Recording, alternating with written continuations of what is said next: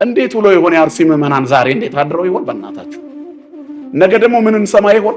አሁንማ ፈራን፣ ምላሳችን የሚያባዛ ሁሉ መሰለን። ዛሬ ምዕመኑም ይታረዳል፣ መቅደሱም ይቃጠላል፣ በቀን ሬሳ ይቀመራል፣ በየቀኑ እንሰማለን። ከዛ ትንሽ ሳምንት እንፎክራለን፣ እናልፋለን። ሰይፍ ይዞ ማረዱን አላቆመም። ምን ጥቅም አለው? ብናወግዝ ውግዘት ምን እንደሆነ ገዳዮቹ አያውቁ። ምን ብለን እኮ እንደምናስቆመው ግራ ገባን። ያሳዝናል እኮ። የኔ ልጅ ቢሆንስ እየታረደ ያለው እዛ ጋር፣ የኔ እናት ብትሆንስ፣ የኔ አባት ቢሆንስ? አርሲ ላይ የሚታረዱ ክርስቲያኖች እየተሸነፉ አይምሰላችሁ። የክርስቲያኖች መታረድና ሞት ከዘመነ ሰማዕታት ጀምሮ ከሐዋርያት ዘመን ጀምሮ ያለ ነው።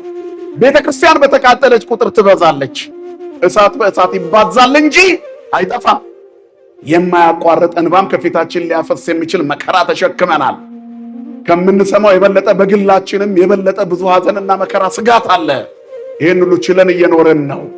ግን ጆሮአችን በመርዶ ምክንያት አሸማቆን ስጋውያን ብቻ ሆነናል።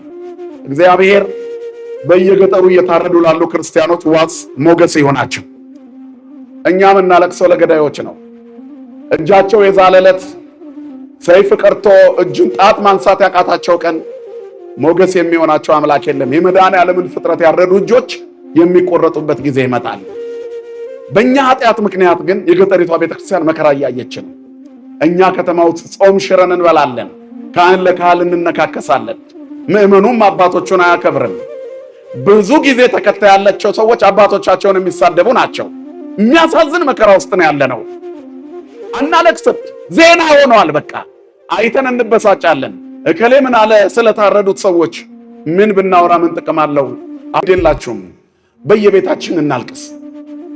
ሰውነታችን እኮ እንደ ይሄን ዜና በመስማት እኮ በሰቀቀን አለቀ። እኛ ፈሪዎች ነን። ይህን እንኳን ለመናገር እንፈራለን። መናገር እንኳን ፈርተናል። እየሞትን ነው ማለት እንኳን ፈራን። በዚህ ጊዜ ስለሚታረዱት ክርስቲያኖች ግድ ሳይለው እንግዲህ እንደ እግዚአብሔር ፈቃድ የምንማርበት የትምህርታችን ርዕስ በእሳት ትጠመቃላችሁ የሚል ይሆናል። የዮሐንስ ወንጌል የማቴዎስ ወንጌል ምዕራፍ 3 ቁጥር 16 ላይ የምናገኘው ኃይለ ቃል ነው። ዛሬም በእሳት ትጠመቃላችሁ የሚለውን ቃል የተናገረው ዮሐንስ ነው። የዚህ የጉባኤያችን መሪ፣ በመንፈስ የሚጠብቀን አማላጃችን መጥምቀ መለኮት ዮሐንስ ገና ጌታ መከራውን የሚቀበልበት ጊዜ ሳይጀመር፣ ስራውን ሳይጀምር ገና በ33 ዓመቱ መስቀል ላይ ከመውጣቱ በፊት የ30 ዓመት ጎልማሳ ሳለ ዮሐንስ ያጠምቅ ነበር እየዞረ። አስተዳሉ ፍኖተ ለእግዚአብሔር፣ የጌታን ቦታ የጌታን መንገድ ጥርጊያውን አዘጋጁ፣ ተራራው ዝቅ ይበል ጠማማውም ይቅና እያለ ያስተምር ነበረ። አባታችን መጥምቀ መለኮት ዮሐንስ ባለ ብዙ ጸጋው ካህን፣ መጥምቅ፣ ነቢይ፣ ሰማዕት፣ ሐዋርያ የነበረ እምትውልደ አንስት አልቦ ዘየአብዮ ተብሎ የተነገረለት ከሴቶች ከተወለዱት መካከል እሱን የሚያህለው የለም የተባለለት በመንግሥተ ሰማያት እሰ ዘይንእሶ የአብዮ የሚያንሰው ብቻ ይበልጠዋል፣ 6 ወር ያንሰዋልና። 6 ወር ቢያንሰውም ግን ገና በማይፀን ሳለ በእናቱ ማይፀን ሳለ ለጌታ የአምልኮ ስግደት ድምጿን ላሰማች ለእናቱ ለድንግል ማርያም የጸጋ ስግደት ሰግዶ ድንግል እንደምታማልድ ከእሷ የሚወለደው ዓለምን እንደሚያድን የ6 ወር ጽንስ ሆኖ የመሰከረ ሐዋርያ። ክብርና ምስጋና ለአምላካችን ለእግዚአብሔር ይሁን። እግዚአብሔር ሲመርጥ በማይፀን ያናግራል። እግዚአብሔር ሲፈቅድ እንቅስቃሴያችን የሚጀምረው በማይፀን ነው። ውሃ የነበረ ፍጥረት አካል ገዝፎ በእግዚአብሔር ፈቃድ ቅርጽ ሲሰራ ፍላጎቱን ማሳየት ይጀምራል። እግዚአብሔር የሰራው ሰው በማይፀን ሳለ ሰርቻለሁ፣ በእናቱ ሆድ ሳለ ቀብቻለሁ ይሌለ። ስለዚህ ነቢያትን ከማይፀን ጀምሮ እነ ኤርምያስን የቀባ እግዚአብሔር መጥምቁ ዮሐንስንም አስቀድሞ ለዚህ ተልእኮ አዘጋጅቶት ነበርና ገና በእናቱ ማይፀን ሳለ የእመቤታችንን የሰላምታ ድምፅ ሲሰማ አንፈራጸ በውስተ ከርሳ ይላል። በማይፀኗ እያለ በደስታ ዘለለ። ብፁዕ ቅዱስ አቡነ ሽኖዳ በረከታቸው ይደርብን። ምን ይሉ ነበረ? የጽንሱ መዝለል 2 ነገሮች ይደንቀኛል። አንደኛ ጽንሱ በደስታ መዝለሉ ይገርመኛል። የ6 ወር ጽንስ ገብቶት በደስታ መዝለሉ ይገርመኛል። ሁለተኛ ጽንሱ የዘለለው በደስታ መሆኑ ደግሞ እናቱ መረዳቷ በጣም ይገርመኛል። የሰላምታሽን ድምፅ በሰማው ጊዜ በማይጸኔ ጽንሱ በደስታ ዘለለ። እናት ገና በማይጸኗ ያለው ጽንስ ሲዘል ምን እንደሆነ ስሜቱን ታውቃለች። እግዚአብሔር የመረዳትን እድገት፣ አይምሮ፣ ጥልቀት፣ ምጥቀት፣ ብስለት ስለ ልጆቻቸው ማወቅን ለእናቶች ሰጥቷል። ክብርና ምስጋና ለስሙ ይሁን የአባቶቻችን አምላክ። ስለዚህ በማይጸኔ ያለው ጽንስ አለች ልጄ በደስታ ዘለለ ድምፅሽን ሲሰማ ከጌታ የተነገረላት ቃል ይፈጸማልና ያመነች ብፅዕት ናት አለች። ድንግል ማርያምም ይሄንን አለች፣ ነፍሴ እግዚአብሔርን ታከብረዋለች። ነፍሴ የእግዚአብሔርን ታላቅነት ታከብራለች። ነፍሴ እግዚአብሔርን ታላቅነት ታውጃለች። ከዚህ እኮ የሚበልጥ ጸሎት የለም። ነፍሴ በቃ እግዚአብሔርን ታላቅ ነህ ትለዋለች። የመጨረሻ ጥጋችን ይሄ ነው። ነፍስ ነፍሰት ሴፎለ እግዚአብሔር ነው። እስመ ረዳኢነ ወምስካኢነ ውእቱ ለዓለም፣ ለዘላለም መጠጊያ ኃይላችን እግዚአብሔር ነው። ስለዚህ እግዚአብሔርን የተደገፈች ነፍስ አትፈራም፣ አትወድቅም፣ አትጠፋም፣ አትሰነካከልም። እና ነፍሳችን የእግዚአብሔርን ታላቅነት ያውጅ ዘንድ ጸልያ ልታስተምረን ነፍሴ እግዚአብሔርን ከፍ ከፍ ታደርገዋለች አለች። ስሟ ለዘላለም የተመሰገነ ይሁን የአምላካችን እናት። ለቅኖች ምስጋና ይገባልና እግዚአብሔር ለመረጣቸው ምስጋና ስናቀርብ ከምንም በላይ ለእመቤታችን የምንሰጠው ምስጋና ልዩ ነው። ያስተበጽሑኒ ኩሉ ትውልድ ብላለችና። ወደ ተነሳንበት ነጥብ ስንመለስ መጥምቀ መለኮት ዮሐንስ በእናቱ ማኅፀን እያለ የድንግልን አማላጅነት የመሰከረ ነው። በቃ መማር አያስፈልግም። 40 ዓመት መማር አያስፈልግም። 20 ዓመት 30 ዓመት መማር አያስፈልግም። የእውቀት ጉዳይ የእግዚአብሔር ስጦታ ነው። ብዙ ዓመት ተምረ ወረቀት ልሰበስብ ትችላለህ።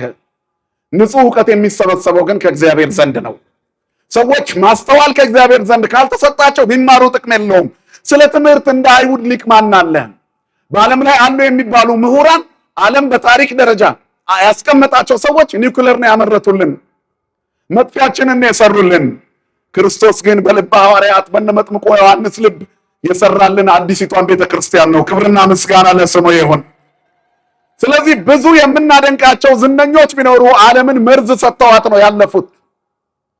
እግዚአብሔር ግን ማርከሻውን የመርዙን ማርከሻ የሕይወትን ማስነሻ የሞትን መጥፊያ የክህደትን ማስወገጃ መስቀሉን ሰጥቶናል። ክብርና ምስጋና ለስሙ ይሁን። ሞትን የሚያስደነግጠው ስሙን ሰጥቶናል። ስሙ ትውልድን ሁሉ የሚማርክ ሰይጣንን የሚሰብር ስመ ዚአከ ይስምዐ ሞት ወይደንግጽ ወቀላያት ይሰጠቃ ወከይሲ ይትከየድ። ስምህን ሰምቶ ሞት ይደንግጥ ይላል። ቀላያት ይሰንጠቁ፣ አለማመን ይራቅ፣ ወንጀለኛ ይቸገር፣ ቅናት ጥቅም ያግኝ። መርዝ ያላቸው የፍጥረት ወገኖች ይበተኑ። ስሙ መርዝ ይበትናል። ስሙ ቅናት ያስወግዳል። ስሙ ህሙማንን ይፈውሳል። ጤነኞች ነን የሚሉትን ደግሞ ለህመም ይዳርጋቸዋል። የማያዩ እንዲያዩ፣ እናያለን የሚሉ እንዲታወሩ እኔ ወደ ዓለም መጥቻለሁ ለፍርድ ያለ ጌታ። ዘውሩ ተወልደን ካዳነው በኋላ በመዳኑ ምክንያት ከምኩራብ እንደተባረረ ያዳነኝን አውቀዋለሁ ስላለ ስለተገፋ አገኘውና በእግዚአብሔር ልጅ ታምናለህ አለው። እንዳምነው ማን ነው ሲለው ምራቁን እንትፍ ብሎ ጭቃ የቀባህ፣ አይን ላይ አይን ስሎ ግንባር ላይ አይን የሰጠህ፣ ከለማኝነት ወደ ሰጪነት ከተመጽዋችነት ወደ መጽዋችነት የለወጠ፣ ከተመሪነት ወደ መሪነት ከፍ ያደረገ፣ ጅራት የነበርከውን ራስ ያደረገ፣ ከፍ ከፍ ያደረገ፣ በሰገነት ላይ ያቆመ፣ ታሪክ እንድትሆን ያደረገ እርሱ አሁን ከፊት የቆመው እሱ የእግዚአብሔር ልጅ ነው አለው። ክብርና ምስጋና ለስሙ ይሁን። ካመንበት ልንመሰክር ዝግጁ ከሆንን እግዚአብሔር በእኛ ይሰራል። ደጋግሜ እላለሁ፣ እድሜ የተሰጠን በዚች ዓለም ላይ የምንኖረው እግዚአብሔር በእኛ የሚሰራው ዓላማ ስላለው ነው። እግዚአብሔር በእኛ ላይ ያለው ዓላማ ካለቀ ምድር ላይ አንኖርም። ስለዚህ ሰው በተሰጠው አጭር ጊዜ እግዚአብሔርን ዓላማ ከፈጸመ ጥሩ ነው። ካልፈጸምን እዛ እንጠየቃለን። ስለ መክሊት የሚነገረው ስብከት ይሄ እኮ ነው። በተሰጠ ዕድሜ ውስጥ ምን ሰራ፣ በተሰጠሽ ምን ሰራሽ ነው። ነፍስ ትጠየቃለች። ሞት እንደሆነ አይቀር ብንፈራው ብንሸሸው ምን ብንንከባከበው ስጋችን መጨረሻ ላይ መፍረሱ አይቀርም። እግዚአብሔር መጨረሻችንን ያበጅልን። ስለዚህ እግዚአብሔር ነው ትልቁ ዳኛ፣ ፍትሐዊ ዳኛ። መጨረሻ ላይ ይጠይቀናል ስለተሰጠን ነገር ምን ማድረግ እንዳለብን። ከኛ የሚጠይቀው እግዚአብሔር ብዙ ነው። ከኛ የሚፈልገው ብዙ ነው። ለዚህ ነው ያለነው። ከኛ በላይ ለኛ የሚያስብ አምላክ ነው። ስለዚህ ስሙ ሞት ያስደነግጣል፣ ቀላያት ይሰነጥቃል። የከበረውን ስም በእያንዳንዳችን ልብ ውስጥ ነው የሳለው። ዓለም መርዝ ሰርታለች፣ እግዚአብሔር ማርከሻውን። ዓለም ሞት ደግሳልናለች፣ እግዚአብሔር ሕይወት። በሁሉም ተመልከቱ። በናይን ከተማ የምትኖር ሴት ልጇ ሞቶባት ነበር። አንድ ልጇን ሞት ቀምቶባት ነበር። ዓለም የሚሰጠን ይሄንን ነው። ነገር ግን ጌታ ሲመጣ ሁሉም ነገር ባዶ ሆነ። ምርኮን መሰብሰብ የሚችል አምላክ ነው ያለን። የተነጠቅነውን ይመልስልናል፣ እጥፍ ድርብ አድርጎ ይሰጠናል። ስለዚህ እሱ ቃሬዛውን ነካ፣ የተሸከሙት ቆሙ። ልጁን ተነሳለው። እናት አላመነችም። ልትቀብረው የምትወስደው ልጇ እጁን ትከሻዋ ላይ ጭኖ አቅፏት በደስታ ተመለሱ። እግዚአብሔር ሲገኝ ታሪክ ይቀየራል። የስቃይ ፋይላችንን የሚቀይር እግዚአብሔር ነው። የትላንት ማንነታችንን የሚለውጥ እግዚአብሔር ነው። ዘውሩ ተወልደ ይህን ሲሰማ አምናለሁ ብሎ ሰገደለት። ከዚያ ጌታ ምን አለው? የማያዩ እንዲያዩ፣ የሚታዩ የሚያዩ ደግሞ እንዳያዩ። አይሁድ እኛ አናይም አሉት። አዎ ምክንያቱም እናይም ብትሉ ታዩ ነበረ። እናያለን ስለምትሉ ሳታዩ ከነውርነታችሁ ትኖራላችሁ። ምን ማለት ነው? ጻድቅ ነኝ እያለ ከነ ኃጢአቱ ከሚኖር ሰውነት እግዚአብሔር ይሰውረን። የብዙዎቻችን ድካም ይሄ ነው። ያልተገባ ቦታ ላይ ተቀምጦ አጎቱ ቄስ እንደሆኑ የሚተርክላችሁ ሰው አታጡ። በጣም ፍሪ የሆነ ሰው አያቴ ጀግና ነበሩ ብሎ ሊያወራላችሁ ይችላል። ምን ጥቅም አለው የአያቱ ጀግንነት? እንደው በጣም መንፈሳዊ አባት ነበሩ፣ እኔ የቄስ ዘር ነኝ ይላል። ስትለካው እሱ መናፍቅ ነው። ማንም በታሪክ አይጸድቅም። ክርስትና ርስት ጉልት አይደለም። የአባቶቻችን ልጆች ነን የምንለው የአባቶቻችን ልጆች መሆናችንን በስራ ስንገልጥ ነው። አብርሃም አባት አለን እያሉ ሲመጻደቁ እግዚአብሔር ምን አለ? ከነዚህ ድንጋዮች ለአብርሃም ልጆችን እግዚአብሔር ያስነሳል። ከድንጋይ አትሻሉም የአብርሃምን ስራ ካልሰራችሁ። የአብርሃም ልጆች ብትሆኑ ኖሮ የአብርሃምን ስራ በሰራችሁ ነበረ። ልቦና ይስጠን መድኃኔዓለም ለሁላችን። ስለዚህ ከአብርሃም በፊት አለው እያላቸው፣ እነሱ ግን አባታችን አብርሃም ነው አሉ። ግድ የለም እኔን እንኳ ባትቀበሉ እስቲ የአብርሃምን ስራ ስሩ። የአብርሃምን ስራ ስትሰሩ እኔን እንድትቀበሉ አእምሯችሁ ይከፈታል። ከድንዛዜ ህይወት እግዚአብሔር ይሰውረን። ስለዚህ ክርስትና የተሰራልን መንገድ የምንኖርበት አይደለም። እንድንኖርበት የተነገረንን ብናየው ግን ጥሩ ነው። አሁን እንደምንኖረው ቀላል አይደለም። ክርስትና ፈርተን እንደሸሸነውን ከባድ አይደለም። ውስጡ ስንገባበት እግዚአብሔር መንገዱን ያስተካክልልናል። መድኃኔዓለም መንገዱን ያቅናልን። ይሄ ያልገባው ዓለም እግዚአብሔር ሊጎበኘው ሲመጣ የመጀመሪያው መንገድ ጠራጊ አሁን ርዕስ ያደረግነው ዮሐንስ ነበረ። የቦታችን ታላቅ ሰው ስሙ እዚህ የሰመረለት የዚህ ቦታ ታላቅ ነብይ፣ በተለይም የቦሌ ደብረ ሳሌም መድኃኔዓለም ፈዋሽ ጸበል ያለው መጥምቀ መለኮት ዮሐንስ አማላጅነቱ በሁላችን ላይ ይደረብን። ስለዚህ ምን አለ? ከኔ በኋላ የሚመጣው እሱ ከኔ በፊት የነበረ ነው አለ። በቃ ሁሉንም ነገር ለእግዚአብሔር እንደመስጠት ያለ ነገር የለም። ሰባኪው የስብከቱ ሞገስ ክርስቶስ መሆኑን ካላመነ ሲቆም ተራ ዲስኩር ይሆንበታል። ካህኑ የክህነቱ ግርማ ሹመት የሰጠው እግዚአብሔር መሆኑን ካላመነ እጁ ቆራጣ ይሆንበታል። አሳልሞ ሰይጣን አያስለቅቅም። አጥምቆ በሽታን አያድንም።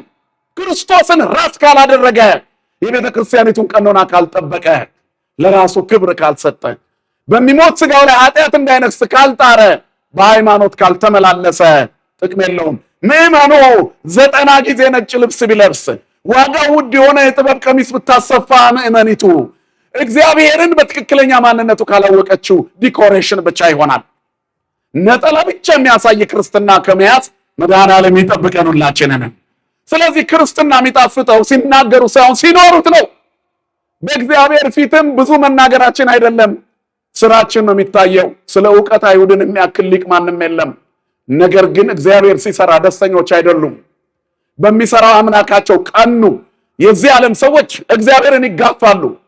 ዓለም በስጋው በጣም ስግብግብ ሲሆን እግዚአብሔርን ይጋፋል። በዚህ ምክንያት ነው እኮ ጭንቅ የበዛባት ዓለም ላይ የምንኖረው።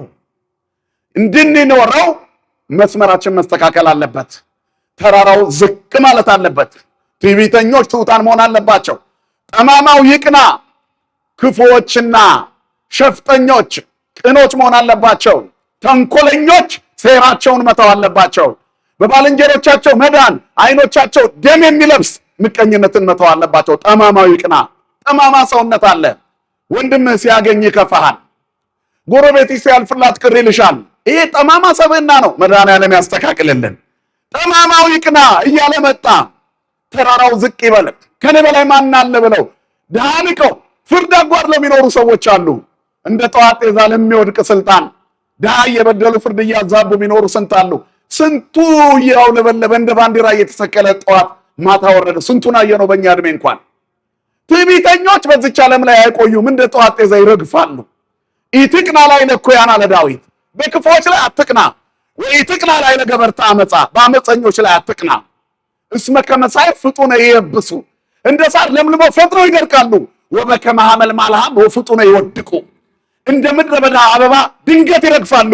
ተወከል በእግዚአብሔር ወግበር ሰናየ፣ በእግዚአብሔር ታመን መልካምን ነገር አድርግ፣ በከበረ ከፍታ ላይ ያኖርሃል። ማን ያኖረን ወገኖች?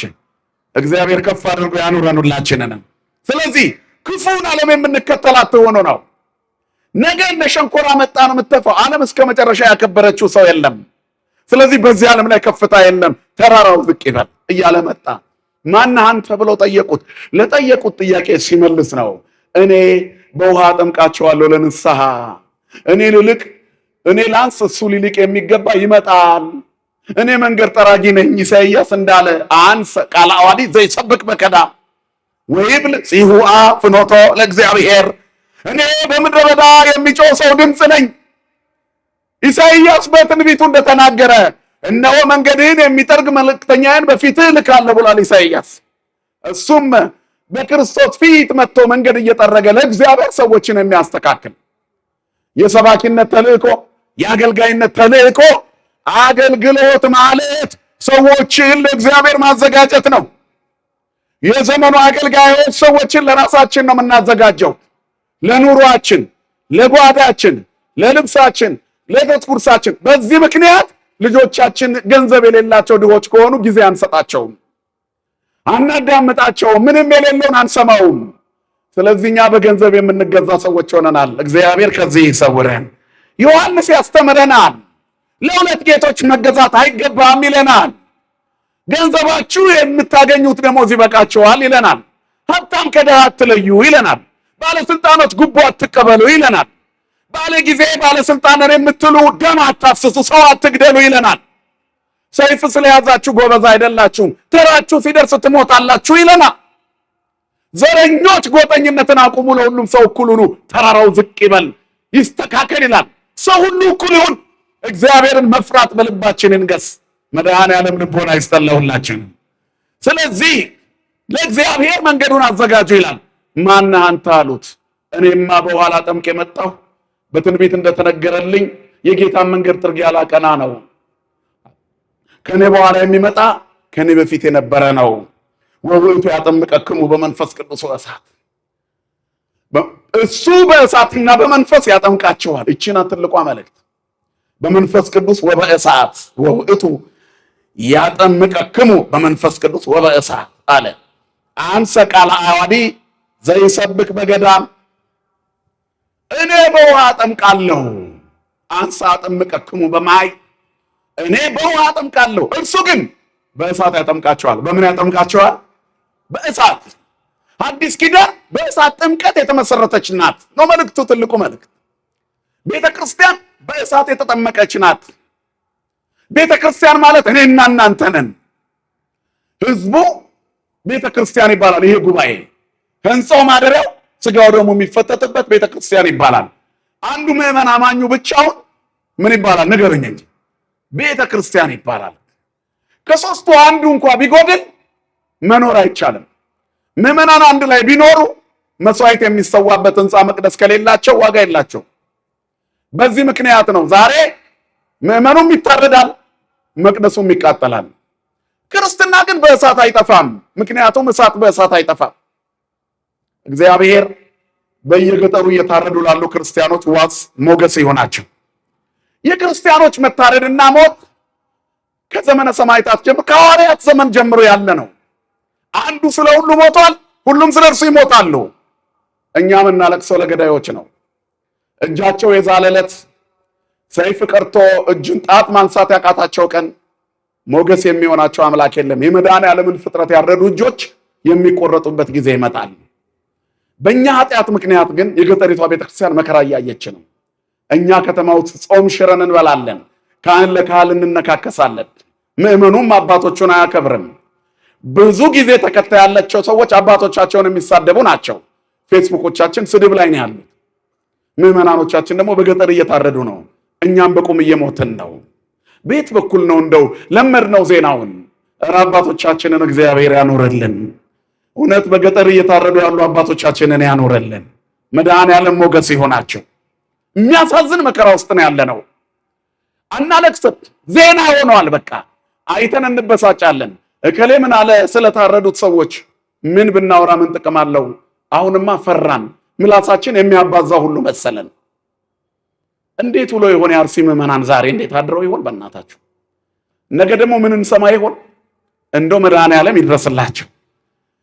በሁሉም ነገር ግን ፍጻሜውን የምናየው ቅድም መምህራችን መምህር አስራት እንደተናገሩት መከራ የክርስቲያኖች የልምድ ህይወታቸው ነው። ልምድ መቅሰሚያቸው ነው። ለክርስቲያኖች የእግዚአብሔር ለመሆናቸው በየቀኑ ይለማመዱታል። እስመ በእንቲአሁ ይቀትሉነ ኩሎ አሜረ ወኮነ ከመ አባግ ዘይጠቡ። እንደሚታረዱ በጎች ሆነናል። እንደዚህ እኮ አልነበርንም እኛ። ምንም እኮ አንጠይቅም እኮ። የምንሳፈረው መኪና ላይ ሾፌር ጠይቀን እናውቃለን እንዴ? የምንገባበት ታክሲ ውስጥስ ሾፌር ጠይቀን እናውቃለን እንዴ? ወዴት እንደሚሄድ ጠይቀን መሳፈር እኮ ነው። ሁላችንም እንሞታለን፣ ገዳዩም ይሞታል። መቼ ነው ግን ወደ ነበርንበት ታሪክ የምንመለሰው? እግዚአብሔር ሀገራችንን ወደ ነበረችበት ይመልሳት። የሞቱትን አባቶቻችንን በረከታቸው ይደረብን። በቀን ሬሳ ይቀመራል፣ በየቀኑ እንሰማለን። ከዛ ትንሽ ሳምንት እንፎክራለን፣ እናልፋለን። ግድ የላችሁም፣ በየቤታችን እናልቅስ። አዋጅ ተነግሮ በአባቶቻችን ምህላ እስከሚታወጅ ድረስ እኛ ግን ማልቀሳችንን አናቆም። በግል መቼም አዋጅ አንጠብቅም።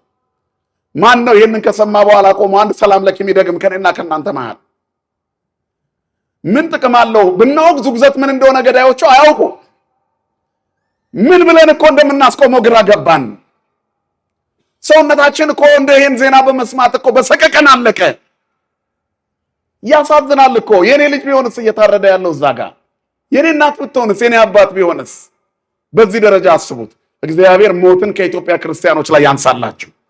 ለነሱ ሰማዕትነት ነው፣ ለኛ ግን በየቀኑ ይቆረጣጥመናል። ህመም ነው፣ ህመም። ይሄ የቤተ ክርስቲያኒቷ ገጽታ ነው። በቃ አምናችሁ ተቀበሉ። ግን በዚህ ዘመን እግዚአብሔር እኛ እንድንመለስ ስለፈለገ በአስፈሪ ዜናዎች ተሞልቷል ጆሮአችን። እንድንደነግጥ እግዚአብሔር ኃይል ይስጠን ለሁላችን። ስለዚህ አንዱ ስለ ሁሉ ሞቷል፣ ሁሉም ስለ እርሱ ይሞታል።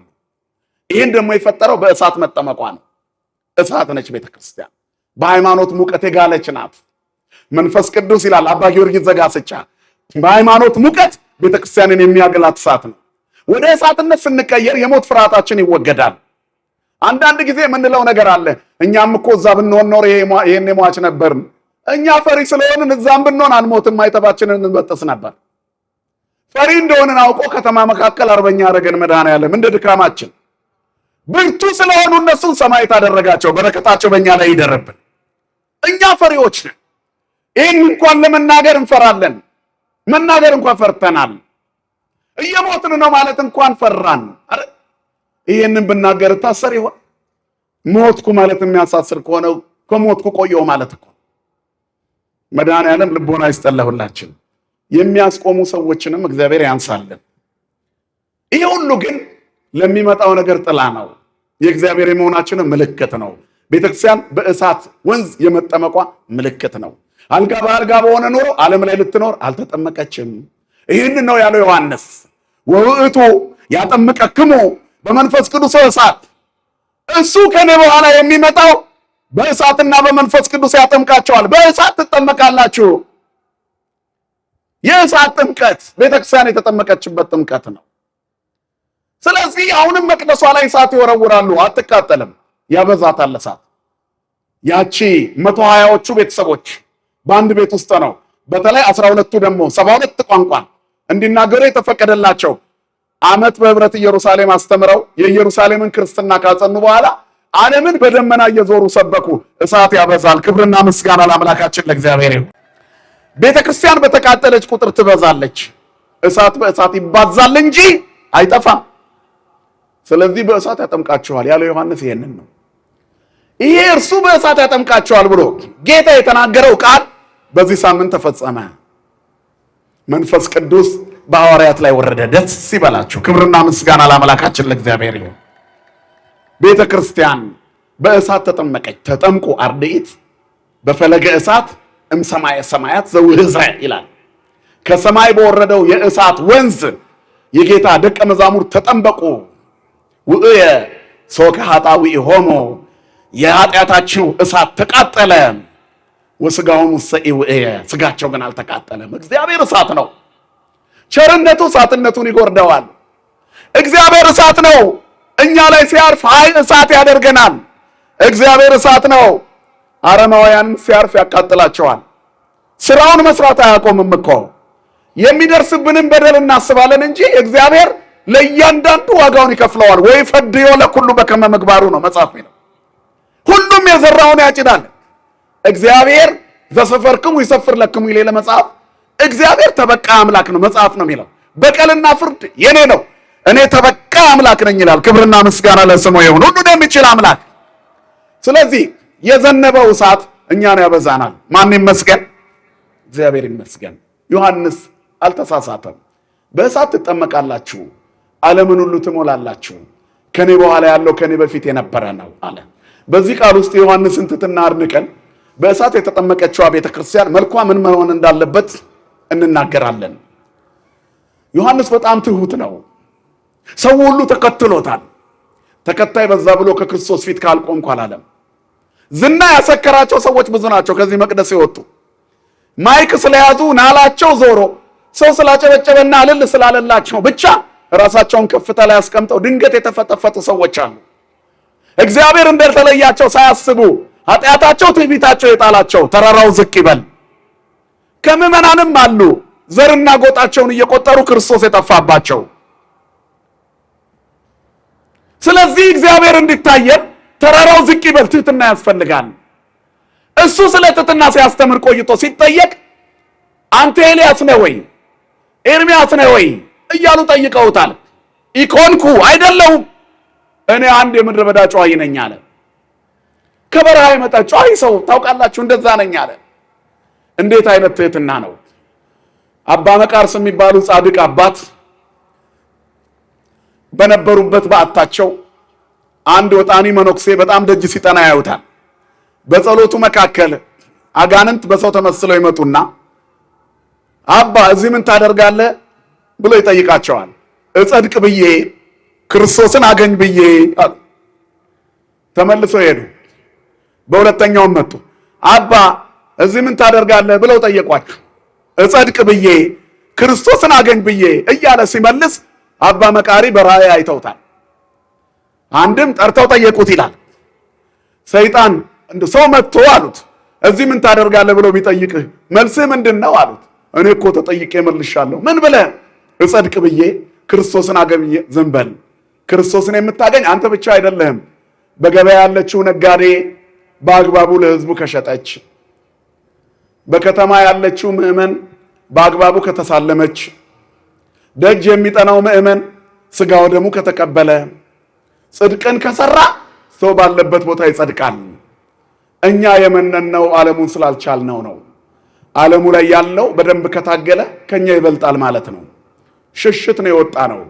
አመሌ ቢከፋ በላቸው ሲጠይቁ ሰዎች፣ ግብሬ ከሰው አልስማማ ቢል ከዚያም ጋር እየተናከስኩ ክፉ ብሆን ይሄ ስለኔ አይገባኝም ከሰው ጋር መኖር ብዬ ወጣው በል እንጂ ልጸድቅ መነንኩ አይባልም።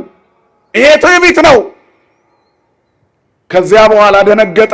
በዓቱን ዘግቶ ሲጸልይ ተሰብስበው መጡ። ይዘውት ሊሄዱ ልቡን አሳውረውታልና በከንቱ ውዳሴ ጸድቀሃል ሊሉት መጡ። አባ እዚህ ምን ታደርጋለህ አሉት።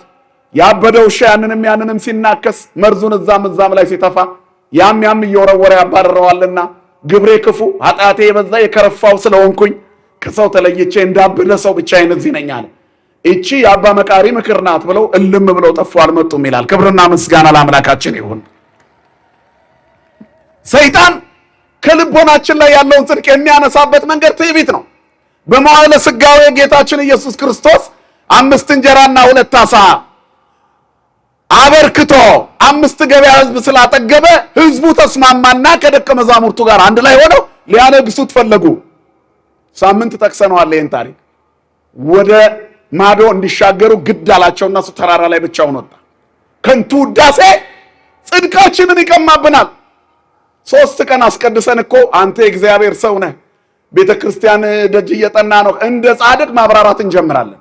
ገዳም ሄደው ገዳም ላይ ያለ የብርድ መከላከያ ሹራብ፣ ኮፍያ ስለገዙ ብቻ የመነኮሱ የሚመስላቸው ሰዎች አሉ። ግሸን ስንሄድ መቋሚያ ስለገዙ ትልቅ መቁጠሪያ እዛው ገዳም ላይ አግኝተው ስለገዙ ከዛም በኋላ ደግሞ የሆነ ሹራብ ስላደረጉ ቢጫ ወይባ ስለጫኑ በቃ የመነኑ ይመስላቸዋልና እዛ አካባቢ ስርዓት እናስተምር ይላሉ። የወንድና የሴት በር መግቢያውን አይለዩትም እኮ። ድንገት ደርሶ ጻድቅ ይሆናል። አስቀድመ ሰኞን አትሁን የሚለው ቃል ይሄ እኮ ነው። ድንገት ጻድቅ ከመሆን መድኃኔዓለም ይሰውረን። ከኔ በላይ ማን አለ አትበሉ፣ ተራራው ዝቅ ይበል። ምዕመናን የሚያጸድቀን ትህትና ነው። ሁሉን አውቃለሁ የሚል ሰው ምንም ሳያውቅ ይቀራል። ሁሉን ይዛለሁ የሚል ሰው ባዶ እጁን ይቀራል። የቆጡን አወርድ ብላ ምንድን ነው የሚባለው? የብብት ወርቅ። እኛ አሁን ሰባኪ ምነን፣ መነኩሴ ምነን፣ ጳጳስ ምነን፣ ፓትርያርክም ሆነናል። ኧረ አልፈን እነ ቅዱስ ጊዮርጊስን ሳንሆን አንቀርም። ክርስቶስን የሚከልል ቁመና ኪሳራ ነው። ስለዚህ ዘይመጽም ድኅሬ ዘሃሎም ቅድሜ፣ ከኔ በፊት ከኔ በኋላ የሚመጣ ከኔ በፊት የነበረ ነው። እግዚአብሔር ሁልጊዜ በእኛ ቤት ታላቅ ነው። እግዚአብሔር ሁልጊዜ በእኔ ሕይወት መሪ ነው በይ። እግዚአብሔር ሁልጊዜ በስራዬ ፊት አውራሪ ነው። ሁልጊዜ እርሱ ነው የሚመራኝ፣ የሚያሰልፈኝ እሱ ነው። ሰልፌን የሚመራው እሱ ነው። መንገዴን የሚያቀናው እሱ ነው። ዕጣዬን የሚያጠናው እርሱ ነው። መግባት መውጣቴን የሚጠብቀው እርሱ ነው። ማን ነው የሚጠብቀን ወገኖቼ? ማን ነው የሚያሳድገን? የሚያኖረን ማን ነው? ገብተን በሰላም እንድንተኛ የሚያደርገን ማን ነው? የማይተኛው የማያንቀላፋው እግዚአብሔር ጠባቂያችን፣ እረኛችን። ክብርና ምስጋና ለስሙ ይሁን። ይርኤየኒ ወአልቦ ዘያጣኒ አለ። ይጠብቀኛል የሚያሳጣኝ የለም ጠባቂዬን አለ ዳዊት። ሌላ ቦታም ዘይሃድር በረድኤተ ልዑል ወይነብር ውስተ ጽላሎቱ ለአምላከ ሰማይ ብሏል። በልዑል መጠጊያ የሚኖር ሁሉም በሚችል አምላክ ጥላ ስር ያድራል። ዝቅ ጴጥሮስም በጊዜው ከፍ እንዲያደርጋችሁ ከኃይለኛው ከእግዚአብሔር እጅ በታች ራሳችሁን አዋርዱ፣ እርሱ ስለ እናንተ ያስባል፣ ስለ አንቺ ያስባል። ድህነትሽ፣ ማጣትሽ፣ መገፋትሽ፣ ዘመድ አልባ መሆንሽ አይታየውም። እሱ ከሱ በላይ ዘመድ የለማ። የማይረሳ ዘመድ፣ አስታዋሽ ዘመድ። አንተን ብቻ አይደለም እኮ የሚያውቅህ፣ የራስህን ጸጉር ያውቃል። ክብርና ምስጋና ለስሙ ይሁን። አያውቀኝም እንድትል ሰይጣን ያወራል። ሰይጣን አያውቅህም ሲልህ ኧረ ተው ተው፣ ጸጉሬን ያውቃል በለው ለሰይጣን። ተው፣ እግዚአብሔር የጸጉሬን ቁጥር ያውቃል፣ እኔ ማላውቀውን ያውቃል። ስለኔ ከኔ በላይ ስለኔ ማን ያውቃል ወገኖች? እግዚአብሔር ያውቃል። ኃጢአተኝነትህን ያውቃል፣ ድካምሽን ያውቃል፣ ወንጀለኛ መሆኔን ያውቃል። ፖሊስ የማያስረኝ መረጃ እስከሚያገኝብኝ ብቻ ነው። ካገኘብኝ አይምረኝም። እግዚአብሔር ግን የመረጃ እጥረት የለበትም። ስለኔ ሁሉን ያውቃል፣ አሳልፎ ግን አይሰጠኝም። ክብርና ምስጋና ለስሙ ይሁን። ሁሉን ያውቃል እግዚአብሔር። ስለዚህ ማን ከፍ ይበል? እኛ ቤት እግዚአብሔር ከፍ ይበል። ከኔ በኋላ የሚመጣው ከኔ በፊት የነበረ ነው። በስራዬ መሪ እግዚአብሔር ነው፣ በሁሉ እግዚአብሔር ነው አለ። ከዚያ በኋላ ክርስቶስ መሰከረለት። ታስሮ እያለ ክርስቶስ ዮሐንስ የሰበከውን ስለሰበከ አንተ የምትናገረውን የመሰከርክለት እየተናገረ ነው። ዮሐንስ ምን አለ? የሚመጣው አንተ ነህ ጌታ ሆይ ወይስ ሌላ እንጠብቃለን ብሎ ላከበት። ሂዱና ያያችሁትን ንገሩ።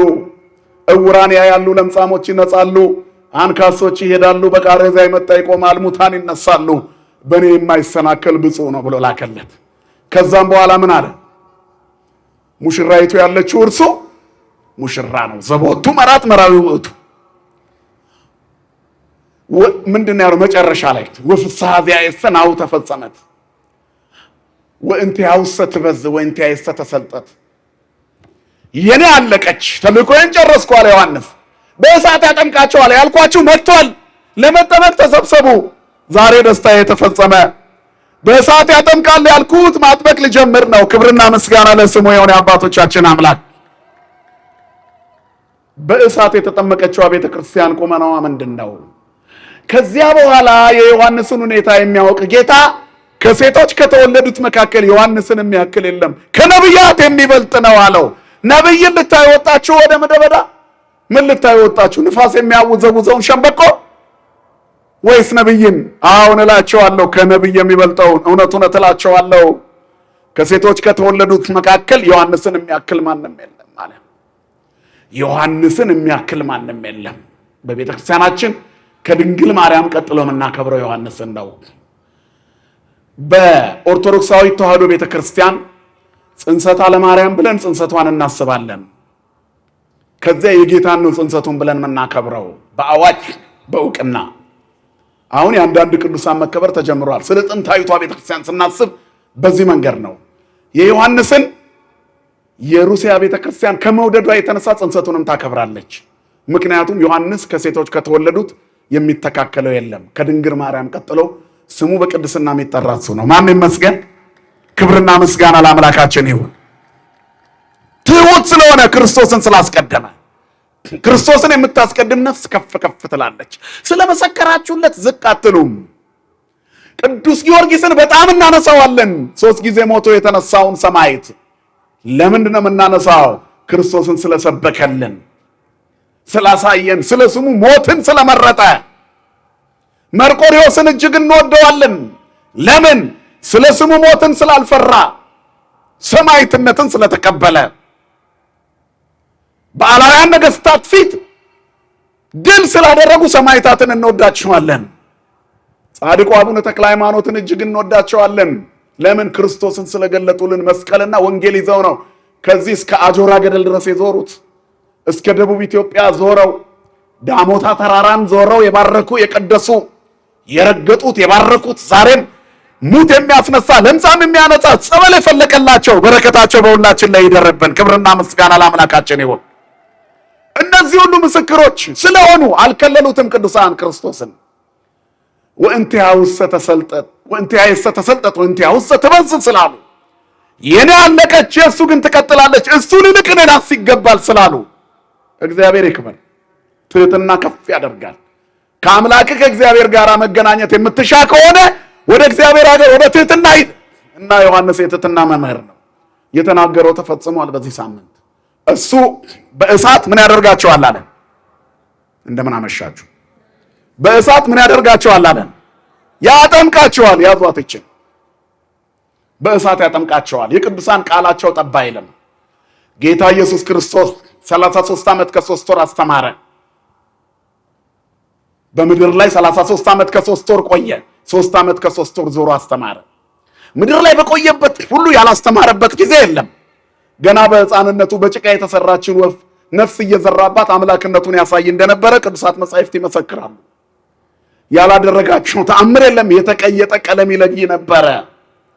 ስጋና ደም የማይችሉትን ተአምራት በሕፃንነቱ ያደርግ ነበር። ትኩረት የሚስቡ ከባድ ከባድ ነገሮች ሰርቷል ተአምር ኢየሱስ ላይ መምህራን እስኪደነቁበት ድረስ። ከዚህ ሁሉ በኋላ ግን የጸራቢው የዮሴፍ ልጅ እየተባለ አደገ። የኛ ሰውነት ጉጠት የበዛበት ሰውነታችንን በቅድስናው ሊጠርብልን የመጣ ቁመናችንን ሊያስተካክል ሰውነታችንን እንድትለመልም የተገለጠ ጌታ የዮሴፍ ልጅ ተብሎ ተጠራ። ናዝራዊው መድኃኒት ከድንግል የተወለደው በሰማይ ያለ እናት ከአብ የተወለደ ለቀዳማዊነቱ ጥንት ለዳህራዊነቱ ፍጻሜ የሌለው ያልነበረበት ጊዜ የሌለ የማይኖርበት ጊዜ የማይኖር ከአባቱ ስለተወለደ በአባቱ የማይቀደም በኋለኛው ዘመን እኛን ሰው ሊያደርገን ከድንግል ተወለደ። ክብርና ምስጋና ለስሙ ይሁን። ከዚያ አደገ። 3 ዓመት ከ3 ወር በምድር ላይ አስተማረ። ዮሐንስ ከመሰከረለት በኋላ ወደ መስቀል ላይ ወጣ። የኛን ኃጢአት ሁሉ ከፍ አድርጎ በመከራው አሳየ። ሰው ሊሆን የሚገባውን ነገር ሁሉ ክርስቶስ ሆነና ሰው ሊሞት የሚገባውን ሞት ክርስቶስ ለሰው ሞተ። የሞት ካሳችን በእርሱ ተከፈለ። ዕዳ የለብንም፣ ነፃ ወጣን። በነፃነት እንድንኖር ክርስቶስ ነፃነት አወጣን አለ ቅዱስ ጳውሎስ። አሁን ዕዳ የለባችሁም፣ ባሮች አይደላችሁም፣ በሁለት እግራችሁ ቁሙ አለ። ክብርና ምስጋና ለአምላካችን ይሁን። ጸንታችሁ ቁሙ። ዳግመኛ በባርነት ቀንበር አትያዙ።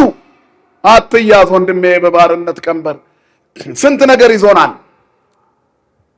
የዘረኝነት ቀንበር አንቆ ይዞናል። ጎጠኝነት፣ ደም አፍሳሽነት፣ ጭካኔ ቤተክርስቲያንን ለመከራ እየዳረጋት ያለ ይሄ ነው። የሰዎች ጭካኔ። በክርስቶስ አርነት ያልወጣ ትውልድ ሰይፍ ይዞ ማረዱን አላቆመም። አስቡት። እግዚአብሔር ግን ዓለሙን ሁሉ አድኖታል። መዳኑን ካልተቀበለ አርነት አልወጣም ማለት ነው። የተሰጠውን ነፃነት አልተጠቀመበትም። ጸንታችሁ ቁሙ፣ ዳግመኛ ባሪያ እንዳትሆኑ። ተመልሶ ባሪያ የሆነ ሰው አልወጣም ማለት ነው። እግዚአብሔር ለሁሉም ከፍሏል። እምቢ ያሉ ሰዎች ግን አሁንም ሞት ውስጥ ነው ያሉት፣ ሲኦል ውስጥ፣ የሲኦል ሕይወት ውስጥ፣ የገዳይነት ሕይወት ውስጥ። ብእሴ ደም ወጎህላዊ አስቆረር እግዚአብሔር ደም አፍሳሹንና አመፀኛውን ጨካኙን እግዚአብሔር ይጠላዋል አይደል? ይጸየፈዋል። መድኃኔዓለም አይጸየፈን ወገኖች። በዚህ ጊዜ ስለሚታረዱት ክርስቲያኖች ግድ ሳይለው የሚነገረው ነገር ለምን ተሰማ ብሎ የሚጨነቅ ሰው ብዙ አለ። ይሄ ዜና ለምን ወጣ ብሎ የሚጨነቁ ሰዎች አሉ። እግዚአብሔር ልቦና ይስጠለሁላችሁ። ሰማዕትነት እንዴት ያለ ክብር ነው ባካችሁ! ገዳይነትስ እንዴት ያለ ጭካኔ ነው! ወይ ፈደዮ ለኩሉ በከመ ምግባሩ ለሁሉ ይከፍላል። እናንተ ግን ነፃ ወጣችኋል ተባልን። በሞቱ ካሳ ተከፈለልን። ከዛ በኋላ ሞት ሆይ መውጊያ የት አለ? ሲኦል ሆይ ድል መንሳት የት አለ ደግሞ እንድንል ሞትን ድል አድርጎ ተነሳ የኛ ጌታ። ክብርና ምስጋና ለስሙ ይሁን። ሞቶ ከፈለልን። ተነስቶ ደግሞ ከዚህ በኋላ አትሞቱም ማለት አልሞትም ኢይመውት ዘእንበለ ኃዩ ዳዊት አለ። አልሞትም በሕይወት እኖራለሁ እንጂ የእግዚአብሔርንም ሥራ እናገራለሁ አለ። አልሞትም በሉ እስኪ ሁላችሁ አልሞትም በሉ። በሕይወት እኖራለሁ እንጂ የእግዚአብሔርንም ሥራ እናገራለሁ። መድኃኔዓለም አፍ ይሆነን ለሁላችን። አሁን የአዲስ ኪዳኗ ቤተክርስቲያን መልክ ይህንን ይመስላል። በክርስቶስ ትንሣኤ ታውጆላታል። በእሳት ትጠመቃላችሁ ብሎናል ዮሐንስ። ይህን ቃል አትርሱ። ከዚህ በኋላ የእኛ ጌታ መድኃኔዓለም 40 ቀን ለደቀ መዛሙርቱ 7ቱን ኪዳናት አስተማራቸው። በእያንዳንዳቸው ልቦና ውስጥ አዲሲቷን ቤተክርስቲያን ተከለ። በክርስቶስ ደም የተመሰረተች የሲኦል ደጆች የማያናውጧት የጴጥሮስ አለትነት ላይ የተተከለች አንተ ኮክ በዲበ ዛቲ ኮክ አንጻ ለቤተ ክርስቲያን ዋና ቅጽ ሲኦል ይሄይልዋ የሲኦል ደጆች አይችሏትም አንተ አለት ነህ ተብሎ ለጴጥሮስ ተነገረው። አማናዊቷ የአዲስ ኪዳን ቤተ ክርስቲያን ደጇ ላይ ኃጢአት አይደርስም። ገሃነም በር ላይ ሄዳ ነፍሳትን ከዲያብሎስ አፍ ነጥቃ ታወጣለች። ክብርና ምስጋና ለአምላካችን ይሁን። የአዲስ ኪዳን ቤተ ክርስቲያን ልጆች ነን። ይሄ ሁሉ ከተሰራ በኋላ አረገ ወደ ሰማይ ወበአርባ ዕለት አመ ያርግ ሰማየ አዘዞሙ እንዘ ይብል ጽንዑ ተስፋው ለአብ። አሁን የእሳት ጥምቀት ዮሐንስ ያለውን ትጠመቃላችሁ ጠብቁ አላቸው። ጽናት፣ ሃይማኖታዊ ጽናት ያስፈልጋል። ስለዚህ ጠብቁ፣ ደጅ ጥኑ፣ አሁን ለአገልግሎት አትቸኩሉ ብሏቸው እያዩት ከፍ ከፍ አለ። ደመና ከዓይናቸው እስኪሰውረው ድረስ በዓይናቸው ተመለከቱት። ደመና ከዓይናቸው ፊት ከለለቻቸው፣ ደመና ከለላቸው። ከዚያ በኋላ አዩና ደመናው ሲከልላቸው ዓይኖቻችን በናፍቆት ተተክሎ ቀረ። ዓይኖቻቸው የላዩን ማሰብ ጀመሩ። ወደ ሰማዩ መንግስት ከፍ ሲል አይተውታል። ከሰማይ ከወረደው በቀር ወደ ሰማይ የወጣ የለም ብሎ ተናግሯል። አልቦ ዘዐርገ ውስተ ሰማይ ዘእንበለ ዘወረደም ሰማይ ወልደ እጓለ እመሕያው ወውእቱ ይነብር ውስተ ሰማይ ብሏል። እሱ የሰው ልጅ በሰማይ የሚኖረው ነው ብሏል። ከሰማይ ከወረደው በቀር የወጣ የለም ማለት። እያዩት ከሰማይ የወረደው መድኃኒት ወደ ሰማይ ወጣ። ክብርና ምስጋና ለአምላካችን ይሁን። ሲወርድ አላዩትም፣ በማርያም ማኅፀን ተወልዷልና ተገኝቷልና። ርደቱ ተአምራዊ ነው። እግዚአብሔር ተወልዷል። በድንግልና ንጹሕ እግዚአብሔር ተወልደ ብሎናል። በቅዳሴ ላይ ታላቁ የእግዚአብሔር ሰው ዲዮስቆሮስ በፈቃደ አብሁ ወረደ ሀበ ማርያም ተአንገደ፣ በድንግልና ንጹሕ እግዚአብሔር ተወልደ። ከአባቱ ዘንድ ተላከ፣ በአባቱ ፈቃድ ወረደ፣ በማርያም ዘንድ እንግዳ ሆነ። ድንግል የዓለምን መድኃኒት በማኅፀኗ ልትሸከም ኪሩቤል ዙፋኑን ተሸክመው በፍርሃት በሁለት ክንፋቸው ፊታቸውን በሁለት ክንፋቸው እግራቸውን ሸፍነው ቅዱስ ቅዱስ የሚሉትን እግዚአብሔርን በማኅፀኗ ልትሸከም የማይቻለውን ልትችል ይኩነኔ አለች። የእኛ እናት ብጽዕት እመቤት ስሟ ለዘላለም የተመሰገነ ይሁን። እሺ አለች። ዓለም ከሕመሙ እንዲድን መድኃኒት አንቺ ማኅፀን ውስጥ መቀመጥ አለበት ተባለች። ከአንቺ ማኅፀን መድኃኒት መውጣት አለበት ዓለም እንዲድን። ነያ ዓመቱ ለእግዚአ ኩሉ፣ እኔ እኮ ባሪያው ነኝ በእኔ ላይ ሊሰራ። አንቺ ንዕድ ክብርት ነሽ ከፍጥረት ሁሉ በላይ ነሽ አላት። የትሕትና እመቤት ይኩነኔ ያለች ስሟ ለዘላለም የተመሰገነ ይሁን። እግዚአብሔር እናት በድንግል ማርያም እሺ ብሎ መታዘዝ እግዚአብሔር ተወልዷልና። ከሰማይ ሲመጣ በአካል አላየነውም፣ ሲያርግ ግን አየነው። ከሰማይ ከወረደው በቀር የወጣ የለም ብሏቸዋልና ከፍ ሲል ዓይናቸውን ተክለው አዩት። እያዩት ወጣ፣ ወደ ላይ እያዩት ወጣ። ከዚያ ዓይናቸው ተተክሎ ቀረ። ከሰማይ ከወረደው በቀር ወደ ሰማይ የወጣ የለም፣ እሱም በሰማይ የሚኖረው የሰው ልጅ ነው ብሏል። ከድንግል ማርያም የተወለደው ለካ ከሦስቱ አካል አንዱ አካል ወልድ ነው፣ እግዚአብሔር ነው ለካ ከኛ ጋር ሲመላለስ የነበረው። ይሄ ግንዛቤያቸው ለዓለም እንዲዳረስ ጽንዑ ተስፋው ለአብ፣ የአብን ተስፋ ደጅ ጥኑ፣ በእሳት ትጠመቃላችሁ። ዮሐንስ ወውእቱ ያጠምቀክሙ በመንፈስ ቅዱስ ወእሳት ብሏል። በእሳትና በመንፈስ ቅዱስ ያጠምቃቸዋል ብሏልና ጠብቁ ብሏቸዋል። እሳቱን እየጠበቁ ከሦስቱ አካል አንዱ አካል ወደ ሰማይ ወጥቷልና ሂዱና በቤተ መቅደስ ጠብቁ ተባሉ። እንዲህ ሲሄድ እንዳያችሁት እንዲህ ይመጣል ተባሉ። 10 ቀን ጠበቁ። ደጃቸው ተዘግቶ ሳለ ይላል እንደሚነጥቅ አውሎ ንፋስ ድንገት ወበአምሳ ዕለት ፈነወ ሎሙ መንፈሰ ቅዱሰ ከመዘ እሳት ይላል ወተናገሩ በነገረ ኩሉ በሐውርት። ኦሪት ዘፍጥረት ምዕራፍ 11 ላይ ቋንቋ ሁሉ አንድ ነበረ። ሰዎች ኃጢአት ስላሰበ ልባቸው ቋንቋ ተበተነ። የቋንቋ መብዛት እርግማን ሆነ እዛ ጋር። አሁን ደግሞ የቋንቋ መብዛት በአዲስ ኪዳን ለምንኖረው ምርቃት ሆነ። ክብርና ምስጋና ለአምላካችን ይሁን። እርቁን ፈጸመው የኛ ጌታ መድኃኔዓለም። በኃጢአት ምክንያት አባቶቻችን ተረግመው የተበተነው የቋንቋ ብዛት አሁን አንድ ልብ ለሆኑ ሰዎች 72 ቋንቋ ተሰጣቸው። አንድ ቋንቋ ይናገሩ ለነበሩ 71 ቋንቋ ተጨመረላቸው። ለእያንዳንዳቸውም ለቀሩት ደግሞ ለ70 አርድእት እንደየደረጃቸው ተሰጣቸው። 120 ቤተሰቦች አይደሉ? ጽዮንን እመቤታችንን ከበዋልና ዳዊት እግትዋ ለጽዮን እንዳላቸው ከዚያ በኋላ ተጠመቁ። ቤተ ክርስቲያን የእሳት ዝናብ ወረደላት። ክብርና ምስጋና ለአምላካችን ይሁን። በእሳት ያጠምቃል የተባለው ጌታ አጽናኙን መንፈስ ቅዱስ ላከ። ከአብ የሰረጸውን እልክላችኋለሁ አጽናኙ፣ እሱም ይላል ከአብ የሰረጸው ነው። ስለዚህ በዓለ ጰራቅሊጦስ የጌታ ቃል የተፈጸመበት የዮሐንስ ትንቢት ወይንም ዮሐንስ የነገረን ተስፋ የተከናወነበት እግዚአብሔር መንፈስ ቅዱስ ምድሪቷን ሊመራ የተረከበበት ነው። ማን ይመስገን ወገኖቼ? እግዚአብሔር ይመስገን። ክብርና ምስጋና ለአምላካችን ይሁን። መንፈስ ቅዱስ ሀብቱ በሰው ልጆች ልቦና ውስጥ ምን ያደርጋል? ያጽናናል። መጽንዒ ይባላል። ከሐዘናችን እንድንጽናና መከራ በደረሰን ቁጥር ሰብሰብ እንድንል በዛው ጭንቀት ውጥር አድርጎ አጥፍቶ እንዳያስቀረን መንፈስ ቅዱስ ኖረ። መንፈስ ቅዱስ ባይኖር ኖሮ በእሳት ባንጠመቅ ኖሮ ዓለም አቃጥላ ትፈጀን ነበር። የሚደርሰውን መከራ አንችልም ነበር። የምንሰማው ዜና ያስፈራን ነበር። የመከራውን ብዛት መውጣት አንችልም ነበር። መንፈስ ቅዱስ መጽንዒ ነው፣ ያጽናናል። እግዚአብሔር ያጽናናን ሁላችንን። በአርሲ የሚኖሩ ክርስቲያኖችንም እግዚአብሔር ያጽናናቸው። መንፈስ ቅዱስ ያጽናናል። ሰው እንኳ ሞቶብን ለቀብር አስከሬን አጋድመን አጠገባችን ጋር ችለን የቆምነው መንፈስ ቅዱስ ስላለ ነው። መጽንዒ ነው፣ ያጽናናል። ጸሎቱ የካህናቱ የቆሙትን ሰዎች አበርታቸው የሚል ነው። መናህየ ወመናዝዘ ለሰቦሙ ፈኑ፣ ለዚህ ለሞተው ወገን ለቤተሰቦቹ መጽናናትን ስጣቸው አቤቱ መንፈስ ቅዱስ ሆይ ኃይሉ ናቸው ሲል እኮ ነው። ብዙ ሐዘን አለ በልባችን፣ የማያቋርጥ እንባም ከፊታችን ሊያፈስ የሚችል መከራ ተሸክመናል። ከምንሰማው የበለጠ በግላችንም የበለጠ ብዙ ሐዘንና መከራ ስጋት አለ። ይህን ሁሉ ችለን እየኖርን ነው። ምክንያቱም 40 ቀን የታተምንበት መንፈስ ቅዱስ ከኛ ጋር አለ። ካላሳዘን ነው ለቤዛ ቀን የታተማችሁበትን ቅዱሱን የእግዚአብሔር መንፈስ አታሳዝኑት፣ ጠብቁት፣ ተጽናኑበት እንጂ አታሳዝኑት። ኃጢአት ሰርታችሁ ቤቱን አታፍርሱበት። በርግብን መሰል የለም። ርግብ ብዙ ነገር አድርጋችሁ ብትጎነትሏት ከጎጆዋ አትወጣም። ጎጆዋን ስታፈርሱባት ግን ለቃ ትሄዳለች። ሃይማኖታችሁን አትለውጡ። ምን ኃጢአት ብትሰሩ ምን ብትበድሉ መንፈስ ቅዱስ ከእናንተ አይርቅም እኮ ነው መልእክት። እግዚአብሔር ኃጢአተኛውን ይሸከመዋል። መንፈስ ቅዱስ አጽናኙ ያለው ከኛ ጋራ ጻድቃን ሆነን አይደለም፣ ከና ኃጢአታችን የሚሸከመን የማይዝል ትከሻ ያለው እግዚአብሔር ስለሆነ ክብርና ምስጋና ለስሙ ይሁን። አንከብደውም፣ አባት ነው።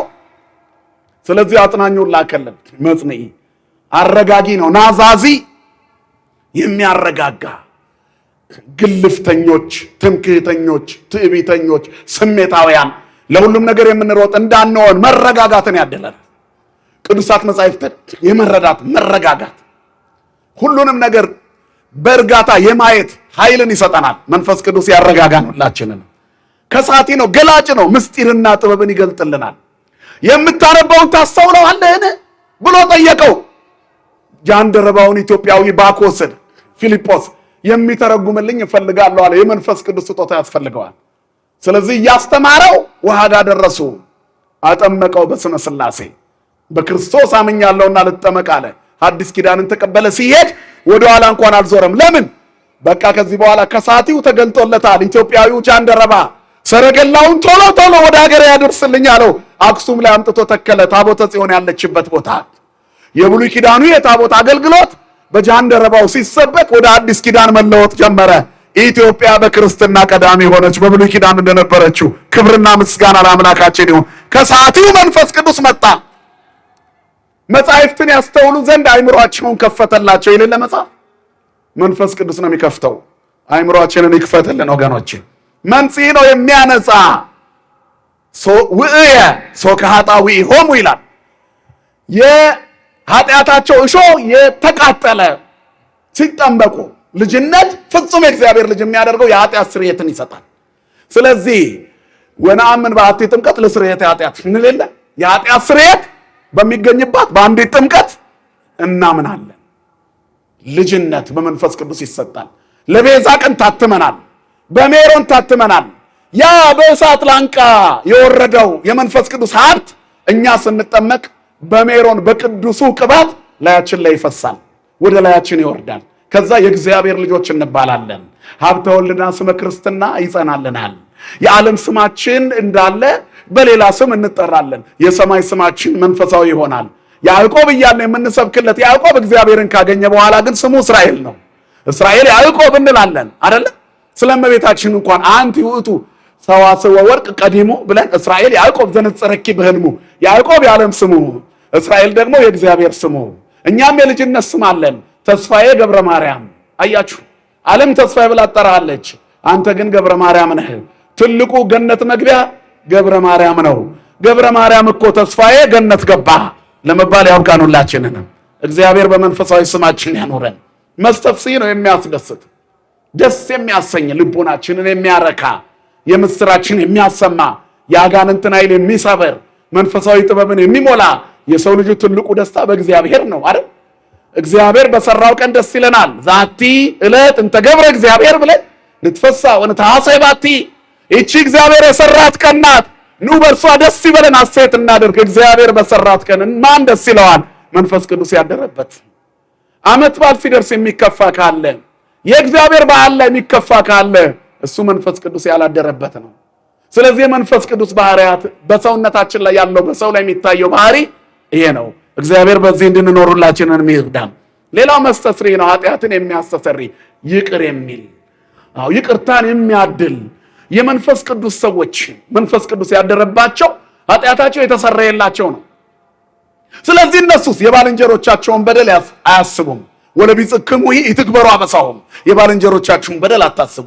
የመንፈስ ቅዱስ ልጆች የይቅርታ ልጆች ናቸው፣ የፍቅር ልጆች ናቸው፣ የአንድነት ልጆች ናቸው፣ የመተሳሰብ ልጆች ናቸው። የሰይጣን ልጆችስ በእሳት ያልተጠመቁት ልጅነት ያላገኙት የቤተክርስቲያን ሽታ የሌላቸው እነሱ የሰይፍ ልጆች ናቸው፣ የሰይጣን ልጆች ናቸው፣ የሞት ልጆች ናቸው፣ የክፋት ልጆች ናቸው። መድኃኔዓለም ከዚህ ሁላችንን የሚሰውረን። ስለዚህ እኔና እናንተ እንደነ ቅዱስ ጊዮርጊስ ጸንተን እንደነ ተክለ ሃይማኖት ተጋድለን በደስታና በሐሴት ይቅር ብለን የበደሉንን በንጽህና እንድንኖር የእሳት ጥምቀታችንን እንጠብቀው። መጽሐፍ እንደሚነግረን መንፈስ ቅዱስን አታጥፉት ይላል። አንደኛ ተሰሎንቄ ምዕራፍ 5 ቁጥር 19 እንደ በዓለ ሃምሳ የሚያበራና የሚነድ እሳት በሰውነታችን መታየት አለበት። የሚያበራ የሚነድ ዝንቱ ውእቱ ማኅቶት ዘያበር ወይ ሀብቱ፣ ይሄ የሚያበራና የሚነድ ጧፍ ነው፣ እሳት ነው አለው። ስለማን ነው? ስለ ዮሐንስ ሲናገር የኛ ጌታ ስሙ የተመሰገነ ይሁን። የሚነድና የሚያበራ ጧፍ ክርስቲያን የሚነድና የሚያበራ ጧፍ ነው። ሀብተ መንፈስ ቅዱስ ሲያድርበት ከእግዚአብሔር የመወለዳችን በእሳት የመጠመቃችን ምልክቱ ይሄ ነው። ዓለምን አሸንፈን የምንኖርበት ብርታት። ዛሬ አርሲ ላይ የሚታረዱ ክርስቲያኖች እየተሸነፉ አይምሰላችሁ። እኛ ከሕግ አንጻር ለምን ከለላ አላገኙም ብለን እንዲያ እናስባለን። ስለ ስጋዊ ትግል ነው። ስለ መንፈሳዊ ካሰብን በሞት የምናሸንፍነን። ማን ይመስገን ወገኖቼ፣ ክብርና ምስጋና ለአምላካችን ለእግዚአብሔር ይሁን። ስለዚህ ወኩሉ ዘተወልደም እግዚአብሔር ይመውኦ ለዓለም ነው። ከእግዚአብሔር የተወለደ ሁሉ ዓለምን ያሸንፋል። ባረገ በ10ኛው ቀን የእሳት ጥምቀት እንዲጠመቁ ለደቀ መዛሙርቱ ላከላቸው። የነሱ ጥምቀት ይኸው እየወረደ መጥቶ ለኛ ደረሰ። ክብርና ምስጋና ለአምላካችን ለእግዚአብሔር ይሁን። ስለዚህ ከእግዚአብሔር የተወለደ ሁሉ ዓለምን ያሸንፋል። ወዛቲ ኢቲ ሞዓቱን ተመኦ ለዓለም ሃይማኖትክሙ። ዓለምን የሚያሸንፈው ሃይማኖታችሁ ነው። በሃይማኖት እናሸንፍ፣ ታግሰን በሃይማኖት እናሸንፍ፣ ተጽናንተን በሃይማኖት እናሸንፍ፣ ጸንተን በጸሎት በጾም ተግተን። ያመኑት ሁሉ አንድ ልብ ነበሩ፣ ጸንተው በጸሎት ይጠብቁ ነበር። የእሳት ዝናብ ወረደላቸው፣ ሁሉም በእሳት ተጠመቁ። እሳቱ እነሱን አላቃጠለም፣ እሳቱን እሾሁን አቃጠለላቸው፣ ኃጢአታቸውን አቃጠለላቸው። ሶከ ኃጣዊ የሆኑ ሰው ናቸውና ምን የጸኑ ቢሆኑ ምን አምላክን የሚጠብቁ ቢሆኑ አይቀርምና ከላያቸው ላይ ተወገደ። እግዚአብሔር ኃጢአትን ከሁላችን ላይ ያስወገደብን። እጾማለሁ፣ እጸልያለሁ፣ በአርምሞ እኖራለሁ፣ ነገር ግን ለምንድን ነው በሕይወቴ መልካም ነገር ያልመጣው ብሎ አንድ መናኝ አንድ ጻድቅ ታላቅ አባት አባ ይስሐቅ የተባለውን አበምኔት ጠየቀው ይላል። በጥንት ጊዜ በግብፅ ገዳም ጻድቁ አባት ምን አለው? ትጾማለህ፣ ትጸልያለህ፣ በአርምሞ ትኖራለህ። አዎ እንግዲያውስ ላሳይህ፣ በዚህ የምትኖር ከሆነ እጆችህ እንዲህ ማብራት አለባቸው ብሎ ሁለት እጆቹን ሲዘረጋ 10 ጣቶቹ እንደ ችቦ ያበሩ ነበረ። አባቴ ወይ ይሄ ምንድን ነው ሲለው ጣቶች እንደ ባለ 50 መብራት እንዲህ ካላበሩ ክርስቲያን ነኝ ብለህ አትናገር አለው። ዛሬ እኛ የሞተ ልናስነሳ የሚገባን ነበርን። የአዲስ ኪዳን ምዕመናን ተራራውን ሜዳ ልናደርግ የሚገባ ነበርን። ግን ጆሮአችን በመርዶ ምክንያት አሸማቆን ስጋውያን ብቻ ሆነናል። እግዚአብሔር የመንፈስን ሕግ ያስተምረን፣ የመንፈስንም መንገድ ይምራን። በእሳት የተጠመቅነውን ጥምቀታችንን ይጠብቅልን፣ በሃይማኖታችን ያጽናን፣ የሞቱትን በረከታቸውን ያሳድርብን። እግዚአብሔር መከራ ላይ ላሉት ዋስ ጠበቃ፣ ኃይልና ክንድ ጋሻ መከታ ይሆናቸው። እኛንም ይጠብቀን፣ በሰማነው ቃል ይባርከን። ወስብሐት ለእግዚአብሔር።